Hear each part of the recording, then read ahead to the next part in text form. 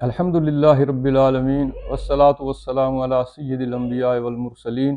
وعلی آلہ اجمعین اما بعد فاعوذ باللہ من الشیطان الرجیم بسم اللہ الرحمن الرحیم قال اللہ تبارک و تعالی فی القرآن المجید والفرقان الحمید اعوذ باللہ من الشیطان الرجیم بسم اللہ الرحمن الرحیم وعاشروہن بالمعروف وقال النبی صلی اللہ تعالی علیہ وآلہ وسلم خیرکم خیرکم لأہلی وانا خیرکم لأہلی۔ معزز ناظرین کرام، السلام علیکم ورحمۃ اللہ وبرکاتہ۔ آج ہم بیویوں کے حقوق بیان کریں گے۔ دیکھیں گے کہ نبی صلی اللہ تعالیٰ علیہ وآلہ وسلم نے بیویوں کے حقوق کے بارے ہمارے کس طرح رہنمائی فرمائی ہے۔ نبی صلی اللہ تعالیٰ علیہ وآلہ وسلم کے متعلق قرآن مجید میں اللہ رب العزت ارشاد فرماتے ہیں، لقد کان لکم فی رسول اللہ اسوۃ حسنہ، بے شک نبی صلی اللہ تعالیٰ علیہ وآلہ وسلم کی زندگی میں تمہارے لیے بہترین نمونہ ہے۔ تو آج دیکھتے ہیں کہ نبی صلی اللہ تعالیٰ علیہ وآلہ وسلم نے بیویوں کے ساتھ سلوک کے لیے ہمیں کیا ارشادات عطا فرمائے ہیں۔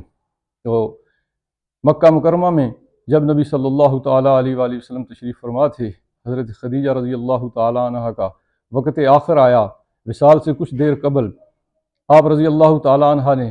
بی بی فاطمہ سلام اللہ علیہا کو اپنے پاس بلایا اور فرمایا کہ اپنے بابا جان کے پاس جائیں اور انہیں کہیں کہ امی جان اپنے کفن کے لیے آپ کی چادر کا مطالبہ کرتی ہیں۔ تو آپ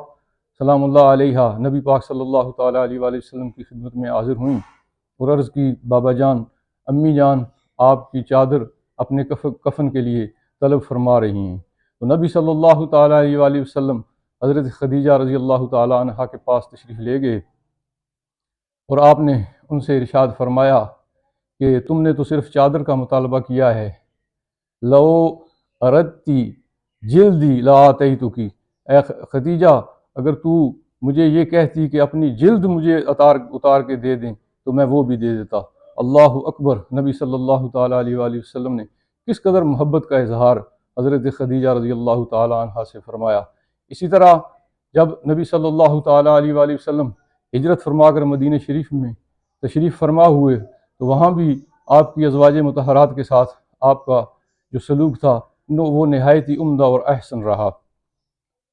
نبی صلی اللہ تعالیٰ علیہ وآلہ وسلم ایک دفعہ حضرت عائشہ صدیقہ رضی اللہ تعالیٰ عنہ کے پاس تشریف فرما تھے تو آپ فرمانے لگے، یا عائشہ انہ لیہون علیہ الموت انت زوجتی فی الجنہ، اے عائشہ جب سے میں نے سنا ہے کہ تو جنت میں بھی میری بیوی ہوگی، اس دن سے میرے لیے موت آسان ہو گئی ہے۔ اللہ اکبر! اس قدر محبت کا اظہار نبی صلی اللہ تعالیٰ علیہ وآلہ وسلم اپنی ازواج کے ساتھ فرمایا کرتے تھے، اور اسی کا حکم ہمیں دیا ہے کہ ہم نہایت ہی اچھے طریقے سے اپنی زندگیاں اپنی بیویوں کے ساتھ گزاریں۔ قرآن مجید فرقان حمید کی جو آیت کلیمہ میں آپ کی خدمت تلاوت کی، اس کا مفہوم یہی ہے کہ اللہ رب العزت نے یہ ارشاد فرمایا کہ اپنے بیویوں کے ساتھ اچھے طریقے سے رہو، اور نبی صلی اللہ تعالیٰ علیہ وآلہ وسلم نے فرمایا کہ اپنی بیویوں کے ساتھ تم میں سے بہترین مسلمان وہ ہے جو اپنی بیوی کے ساتھ اپنے بچوں کے ساتھ اچھا سلوک کرے، اور میں تم سب سے زیادہ بہتر سلوک کرنے والا ہوں۔ تو نبی صلی اللہ تعالیٰ علیہ وآلہ وسلم جب گھر میں تشریف فرما ہوتے تو حضرت عائشہ رضی اللہ تعالیٰ عنہ جس گلاس میں پانی پیتی تو نبی صلی اللہ تعالیٰ علیہ وآلہ وسلم وہ گلاس کا کچھ بچا ہوا پانی کہتے ہیں، عائشہ اس میں کچھ پانی باقی رکھنا۔ وہ جب چھوڑ دیں تو وہ گلاس جس جگہ پہ حضرت عائشہ نے اپنے ہونٹ رکھ کے وہ پانی پیا ہوتا، نبی صلی اللہ تعالیٰ علیہ وآلہ وسلم حضرت عائشہ رضی اللہ تعالیٰ عنہ کو دکھا کر اس جگہ پر اپنے ہونٹ مبارک رکھ کے پانی نوش فرماتے اور یہ پیغام دیتے کہ میں تم سے کتنی محبت کرتا ہوں۔ تو دوستان محترم، کبھی ہم نے بھی اپنے رویوں پہ غور کیا کہ ہم نے بھی کبھی اپنی بیویوں کے ساتھ اس قسم کا رویہ روا رکھا، ان کے ساتھ اس طرح کے اخلاق کریمہ کا مظاہرہ کیا؟ اگر نہیں کیا تو ہمیں نبی صلی اللہ تعالیٰ علیہ وآلہ وسلم کی سنت پر چل کر اپنی بیویوں کے ساتھ حسن سلوک کرنا چاہیے۔ تو اس طرح جب ہم بیویوں کو بیاہ کر اپنے گھر لے آتے ہیں تو اس کا سب سے پہلا حق یہ ہے کہ ہم ان کا مہر جو ہے وہ اچھے طریقے سے ادا کر دیں۔ بعض لوگ یہ کرتے ہیں کہ بیویوں کے جو مہر ہیں ان سے معاف کروانے کی کوشش کرتے ہیں، یہ بہت بڑا ظلم ہے، زیادتی ہے، ایسا نہیں کرنا چاہیے، بلکہ جو بیویوں کا مہر جو اللہ نے آپ کے ذمے لگایا ہے وہ ضرور بضرور جس قدر جلد ممکن ہو سکے وہ ادا کر دینا چاہیے۔ جب بیویاں آپ کے گھر تشریف لے آئیں تو اس وقت بیوی کے لیے ایک الگ کمرہ، یہ اس کے حقوق میں سے ہے، وہ اس کا سیپریٹ کمرہ جس میں کسی کی کوئی مداخلت نہ ہو وہ اس کو دینا چاہیے، جس کے ساتھ کم از کم ایک عدد اٹیچ باتھ بھی ہو، تاکہ اپنی جو بیوی ہے وہ اپنی ضرورت کی جو چیزیں ہیں وہ اس میں رکھے۔ اگر کہیں اس نے آنا جانا ہو، اپنے میکے میں جانا ہو یا کہیں اور جانا ہو تو وہ اس کو لاک کر کے جائے، تاکہ اس کی چیزوں کی جو ہے وہ حفاظت رہے۔ اسی طرح نبی صلی اللہ تعالیٰ علیہ وآلہ وسلم نے یہ ارشاد فرمایا، تمہاری بیویوں کا تم پر یہ حق ہے کہ جو کچھ تم خود کھاؤ وہی اپنی بیویوں کو کھلاؤ، جیسا لباس تم خود پہنتے ہو ایسا لباس اپنی بیویوں کو پہناؤ۔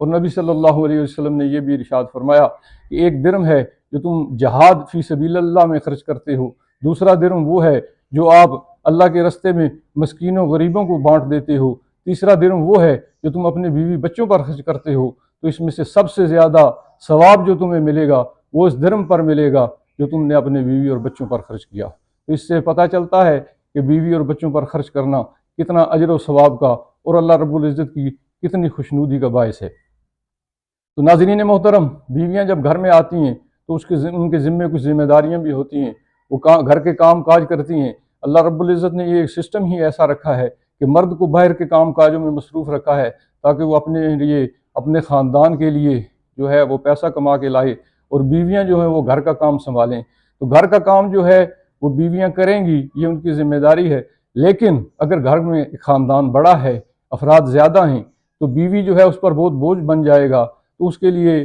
اللہ رب العزت اور ان کے نبی صلی اللہ تعالیٰ علیہ وآلہ وسلم نے یہ ارشاد فرمایا ہے کہ اگر تمہیں اتنی گنجائش ہے مالی طور پر تو بیوی کو ایک عدد نوکرانی جو ہے وہ آپ لا کے ضرور دیں گے، یہ اس کا حق ہے تاکہ گھر کے کام کاج میں اور امور خانہ میں وہ اس کی مدد کر سکے۔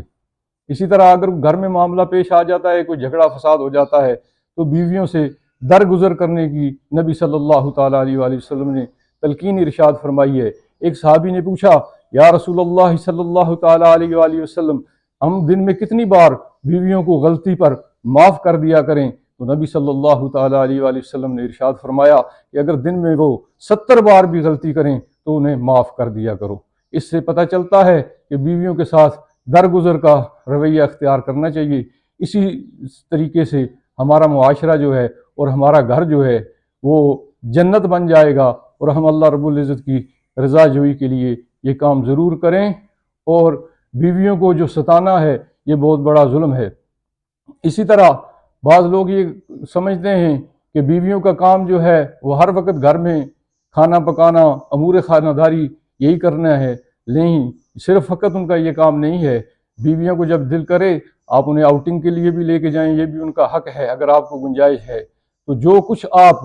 اپنی کمائی میں سے زیادہ ان پر خرچ کر سکتے ہیں وہ آپ کو خرچ کرنا چاہیے۔ تو اللہ رب العزت سے یہ التجا ہے کہ وہ ہمیں بیویوں کے حقوق صحیح معنوں میں اچھے طریقے سے، احسن طریقے سے، اللہ کے بتائے ہوئے طریقے اور نبی صلی اللہ تعالیٰ علیہ وآلہ وسلم کے اسوہ حسنہ کے مطابق بیویوں کے ساتھ سلوک کرنے کی توفیق عطا فرمائے۔ وما علینا الا البلاغ۔